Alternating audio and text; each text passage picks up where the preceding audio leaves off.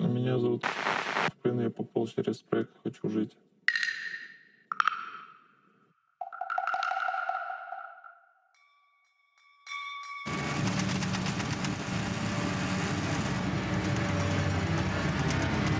При каких обстоятельствах подписал контракт? В 22 году, после расставания с девушкой, и так семейные траблы, и все вместе, и не знаю. Я не думал, что там так прямо сразу возьмут и тебя на войну. Плюс-минус ожидал, как работу также. А оказывается, там сразу просто берут и всех сразу на передок.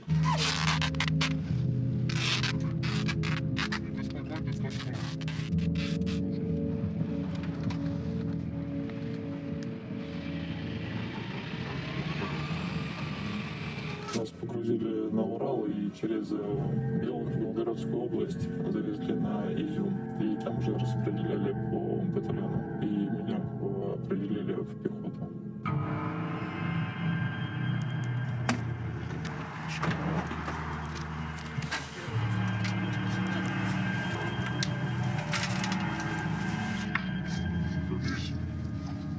Почему решил сдаться? Какие мысли к этому привели? Не хотелось просто так взять и умереть бессмысленно, ни за что.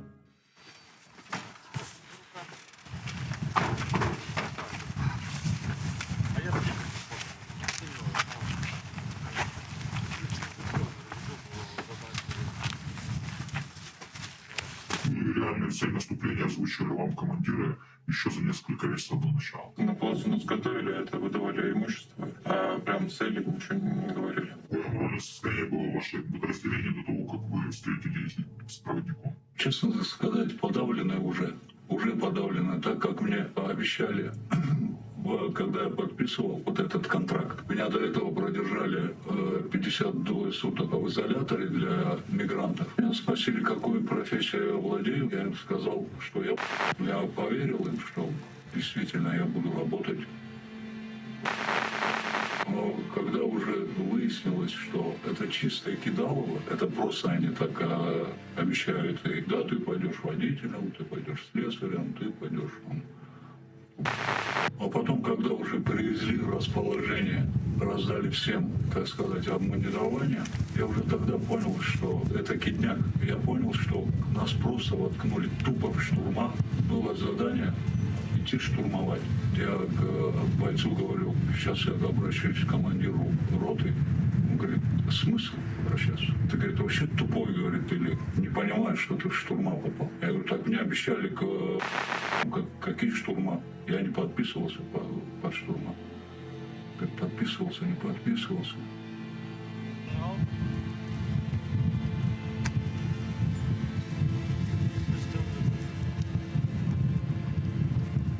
А что именно вам выдавали?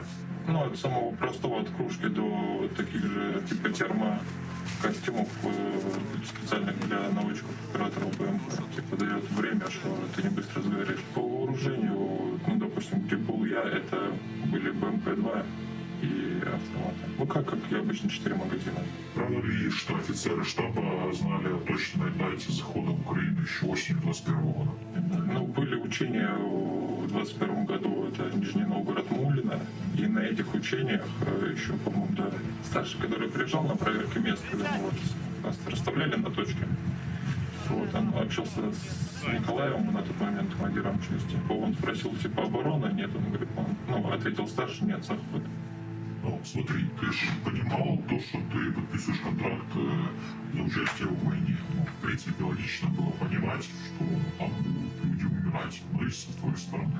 Не такой ценой того, что я там увидел, что там творится. Я говорю, это самая моя роковая ошибка, что я совершил в своей жизни.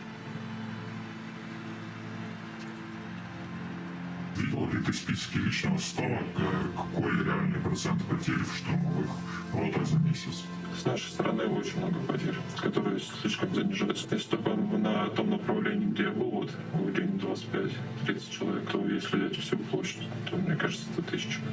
Скажи мне, пожалуйста, как работает система вахты для своих, что туда бросают и как можно оттуда выйти? Если тебя поймали без БРки, либо с командиром там что-то не поделил за телефоны. Отказники, которые отказывались вот идти, на тот момент их еще кидали на гауптвахту. Как, например, с 245-м их просто могли, короче, избить на показуху, показать всем. Проверить страну. Да. И просто вперед. Как прокуратура реагирует на жалобы родственников? Это помогает или делает солдату только хуже?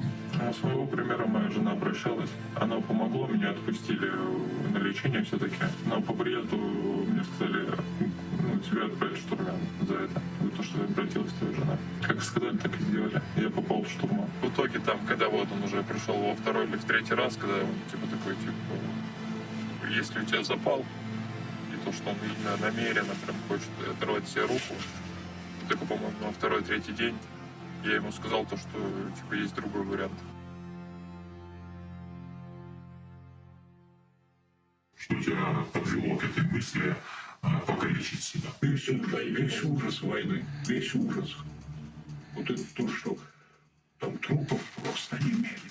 Немерено идешь, труп, там у кого пол тела нету, у кого головы нету, всяких частей тела отсутствует. Конечно, это приводит в ужас. Думаешь, куда я попал? Чего я натворил? Чего я натворил? Куда я попал? Я собственноручно сам себя загнал в этот ад. Везде смерть, никого нету, и тебя все равно посылают вперед. Честно говоря, я зарыдал, говорю, вы, сыночек, помоги, пожалуйста, мне. Я сам не смогу. Помоги мне либо ногу, либо руку. Как ты решился сказать, что надо, давай попробуем сдаться по этой теме? Вспомнил про проект «Хочу жить». Нашел на ютубе, ВКонтакте я нашел по 2 видео. Там крайнее видео было про пацана, который 8 месяцев с этого помогал в Украине. Вот под этим видео я нашел ВКонтакте, написал ему, ответил он, конечно, сколько дней, примерно несколько дней точно, перед тем, как отправил на второго куратора. И второй человек уже написал мне то, что там, ну, условно, по паролю, который вы мне сказали, он со мной так связался. А вот эти же бумажки, это правильно, ты те же прилетело, да? Сначала нам прилетело вот это вот ориентировочно от 16 по 18, он прилетит Баба Яга, на длинной веревке будет висеть сумка. В ней будет радиостанция, а вот ее нужно забрать, а туда положить свои телефоны и свою радиостанцию. В этой коробке, где лежала эта записка, было 2 бутылки воды, 2 тушенки, батон свежий и 2 сникерса, если не ошибаюсь. Мы попали под мост где-то по 6:30 и начали движение уже, вот, грубо говоря, уже под 12 часов, где-то 13 минут были под мостом. За этот промежуток нам выдали 2 раза поесть, они присылали поесть нам. И вот под конец скинули инструкцию и карту, по какой нам нужно будет двигаться. Ну и вот, получается, вот этот вот мост, где мы сидели. Вот эти вот 12-13 часов. С собой мы взяли 2 радиостанции по своим подразделениям, с разных подразделений. И телефон с Альпиной. У меня был автомат по инструкции, я его скинул, когда заходил в город. Автомат мы его, на всякий случай взяли больше, скорее, от своих. Опиши технически, как именно дрон выводил через минные поля и засады. Нам скинули рацию, и вот мы с ними были на связи полностью по рации. Там операция как будто прям полнейшая была. Но мы пытались двигаться правее, брать правее прям к концу лесополки, чтобы прям никого. Но, слава богу, мы вообще никого не встретили на пути. Ни в лесополке, ни по бетонке, ни в самом населенном пункте. Птичка была все время было спокойно. Вот, каждый наш шаг видела. Никто вообще никого не видели, не наблюдали. И там в теле только что вот по бетонке, как оказалось потом, вот эта Баба Яга сдерживала людей, которые там, возможно, шли. Так как она скидывала, не было продвижения, и мы просто спокойно по бетонке прошли.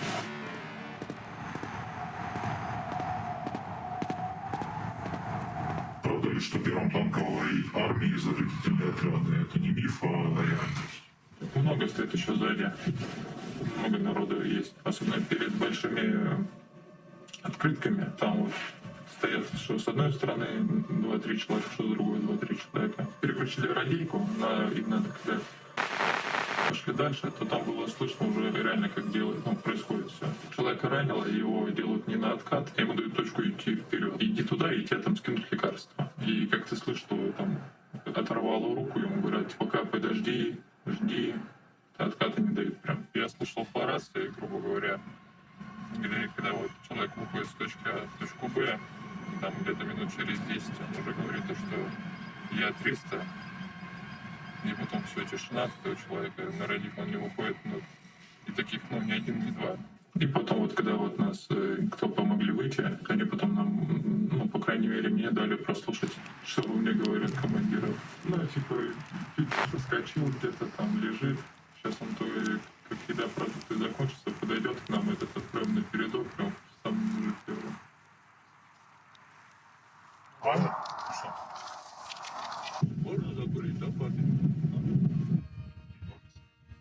Да. Сигарету дали. Открою. Такого приема раньше. Я не знаю, где еще там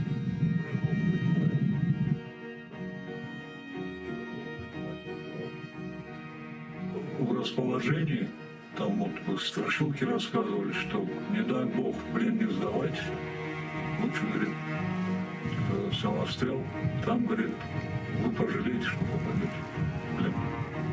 Там будут вытворять из вас все, что хотят. Резать там уши, яйца, в общем, будут, короче, потихонечку резать вас. Нормально, трехразовое питание, температура воздуха не меньше, чем 18 градусов по Цельсию. Все, как гласит Женевская конвенция. У нас поинтереснее относительно плена, я считаю.